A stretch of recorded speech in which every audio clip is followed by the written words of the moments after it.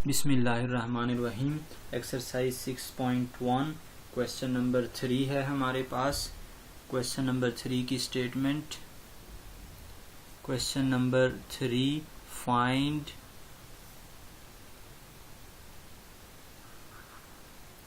Question number 3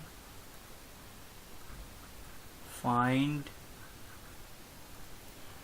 the next two terms of the following sequences. The next two terms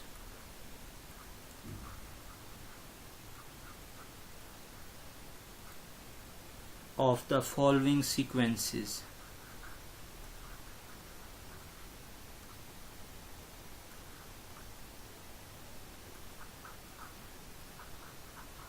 following sequences. अब हमने इन sequences में क्या करना है, हमने नेक्स्ट टू टर्म्स बतानी है इनमें। जैसे हमने क्वेश्चन नंबर 2 किया है उसी अंदाज से अब हमारे पास ये क्वेश्चन नंबर 3 भी है। तो फर्स्ट पार्ट इसका देखते हैं। फर्स्ट पार्ट है हमारे पास 7, 9, 12, 16। 7, 9, 12, 16 और हमने आगे इसकी दो टर्म्स बतानी है कि 16 के बाद क्या आएगा, फिर उसके बाद क्या आएगा। तो आप इसका पैटर्न समझें कि इसमें क्या हो रहा है। आपके पास देखें 7 में अगर 2 ऐड करते हैं तो 9, 9 में 3 ऐड करते हैं तो 12, 12 में जो है वो 4 ऐड किया तो 16। ऑब्वियस बात है आगे 16 में 5 ऐड करेंगे तो आपके पास 21, फिर 21 में 6 ऐड करेंगे तो 27। तो इसका मतलब है कि आपके पास इसकी नेक्स्ट टू टर्म्स क्या बनेगी। नेक्स्ट टू टर्म्स आर आपके पास 16 प्लस 5 इज इक्वल टू 21 और फिर 21 प्लस 6 इज इक्वल टू 27। तो ये दो हमारे पास इसकी नेक्स्ट टू टर्म्स आ गई, एक 21 और एक 27। उसके बाद सेकंड पार्ट हमें गिवन है 1, 3, 7, 1, 3, 7, 15, 31 और इसकी भी हमें मजीद दो टर्म्स बतानी है। अब इसमें भी आप पैटर्न समझें कि क्या ऐड हो रहा है या क्या सब्ट्रैक्ट हो रहा है या मल्टीप्लिकेशन क्या हो रही है। तो अब देखें 1 में अगर 2 को ऐड करते हैं 3, तो 3 में 4 को ऐड किया 7, 7 में 8 को ऐड किया तो आपके पास क्या बना 15। इसका मतलब है कि पहले हमने ऐड किया 2, फिर 4, फिर 8 और फिर अब क्या ऐड करेंगे 16 और फिर ऐड होगा 32। तो अब ये हम एडिशन करते जा रहे हैं। 1 में 2 को ऐड किया तो 3 बना, 3 में 4 को ऐड किया तो 7, 7 में 8 को तो 15 और 15 में 16 को तो 31। अब 31 में 32 को ऐड करेंगे तो हमारे पास जो है वो नेक्स्ट टर्म आ जाएगी। तो क्या बनेगा देखें, next to terms are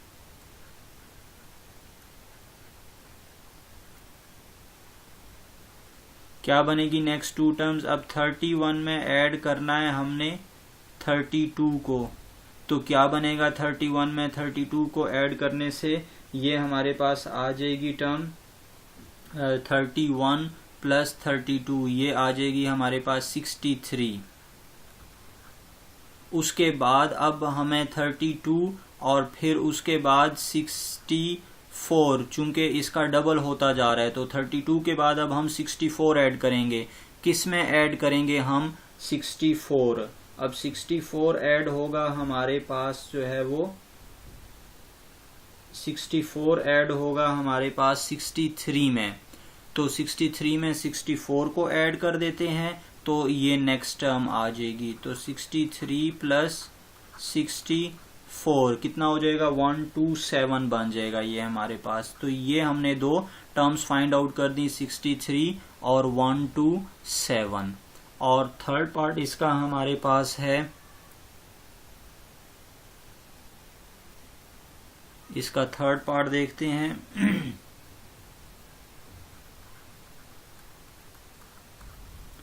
third part है इसका -1 to 1240 और अप टू सॉन, इसकी भी हमें दो टर्म्स चाहिए।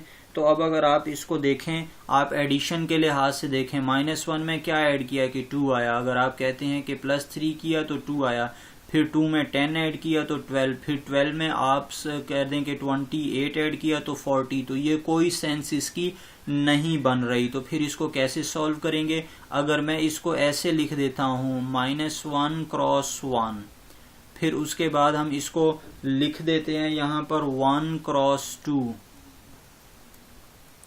फिर 12 को लिख सकते हैं 3 क्रॉस 4, और फिर 40 को लिख सकते हैं 5 क्रॉस 8, अप टू सॉन ऐसे ही लिखेंगे। अब आप पहली टर्म की जो है वो आप क्या कर दें, अलग सीक्वेंस बना लें।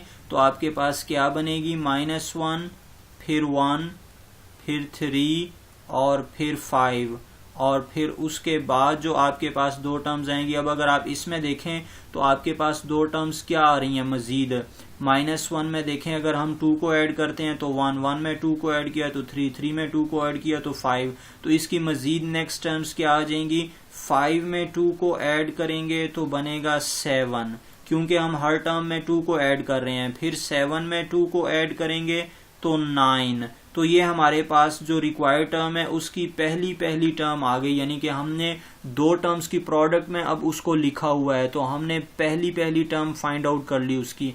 अब जब जो दूसरी टर्म्स आपको नजर आ रही हैं उनकी अलग सीक्वेंस बना लें। क्या सीक्वेंस बनेगी, ये 1 है, फिर ये 2 है, और ये 4 है, ये 8 है।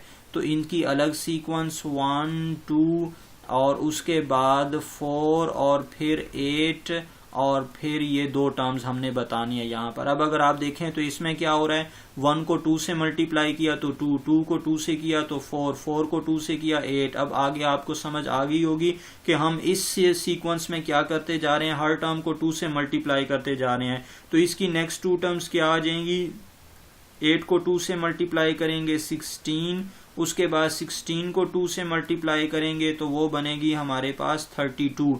अब ये तो हमारे पास से इसकी सेकंड टर्म्स आ गई हैं। तो अब हमारी रिक्वायरमेंट क्या है यहाँ पर, अब हमारी रिक्वायरमेंट ये है कि हमने ये दो टर्म्स फाइंड आउट करनी थी। तो नेक्स्ट 2 टर्म्स क्या बनेगी अब इस सिचुएशन में, नेक्स्ट 2 टर्म्स आर, अब आप क्या कर दें, ये 7 को आपने मल्टीप्लाई करना है किसके साथ, 16 के साथ। तो 7 मल्टीप्लाइड बाय 16, तो इससे हमारे पास क्या आ जाएगा, 7 मल्टीप्लाइड बाय 16, ये आ जाएगा 112। और उसके बाद फिर हमें किसको मल्टीप्लाई करना है, ये 9 को मल्टीप्लाई करना है। ये 9 पहली टर्म है और 32 दूसरी टर्म, तो इन दोनों को मल्टीप्लाई करेंगे तो 9 मल्टीप्लाइड बाय आपके पास 32, और ये बन जाएगी हमारे पास टर्म जब हम मल्टीप्लाई करेंगे 288। तो ये दो टर्म्स हमने इस सीक्वेंस की फाइंड आउट कर ली by splitting the sequence into 2 sequences. अब हम फोर्थ पार्ट देखते हैं। फोर्थ पार्ट क्या है, इसका लास्ट पार्ट है।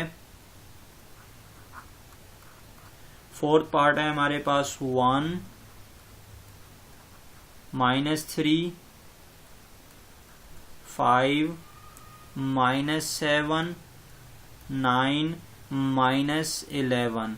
अब अगर आप देखें ये पार्ट जो है वो हमारे पास क्वेश्चन नंबर 2 का बिल्कुल 5th पार्ट है, तो हम इसको ऑलरेडी कर चुके हैं। आप इसको देख सकते हैं, क्वेश्चन नंबर 2 का ये एग्जैक्टली आपको 5th पार्ट गिवन है, तो ये हम ऑलरेडी कर चुके हैं। तो ये डन है हमारे पास।